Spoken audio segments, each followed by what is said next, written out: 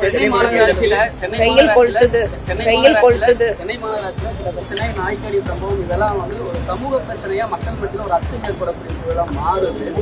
பொதுமக்களும் வந்து அந்தந்த பகுதிகளில் வந்து அதுக்கு உணவு வழங்குறாங்க சில பேர். உணவு வழங்குற பகுதிகளில் தான் வந்து அதிக நாய்கள் வந்து சேரக்கூடிய சூழல் வந்து ஏற்படுகிறது. ஒரு 6 மாதத்துக்குள்ள அதோட கருத்தடை வந்து கண்ட்ரோல் பண்ணோம்னா இந்த குட்டி போடுறது வந்து கண்ட்ரோல் ஆகும். சாலையில இருக்கக்கூடிய நாய்களும் வந்து கண்ட்ரோல் ஆகும். ஸோ பெட் லவர்ஸா இருந்தா அதை நீங்க எந்த அளவுக்கு பொதுமக்களுக்கு பக்கத்துல இருக்கவங்களுக்கு இடையூறு இல்லாத அதை பாத்துக்கிறீங்க அப்படின்ற ஒரு கவனமும் வந்து பொதுமக்களும் இதுல கொஞ்சம் கவனம் செலுத்தணும் அப்படின்னு தெரியுது.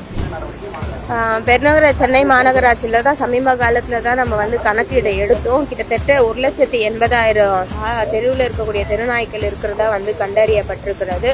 மாநகராட்சி சார்பா வந்து இந்த ஒவ்வொரு பகுதியா மண்டல வாரியா வந்து இந்த தெருநாய்க்களுக்கு வந்து ராபிஸ் வேக்சினேஷன் வந்து மாநகராட்சி சார்பாகவே வந்து கூட்டப்பட்டு அது நல்ல நடைமுறையில் 60% மேலாக அந்த திட்டம் வந்து நிறைவேறப்பட்டிருக்கிறது. இன்றும் அந்த தொடர்ச்சியாக அந்த பணிகள் வந்து மாநகராட்சி சார்பாக நடைபெற்று வருகிறது.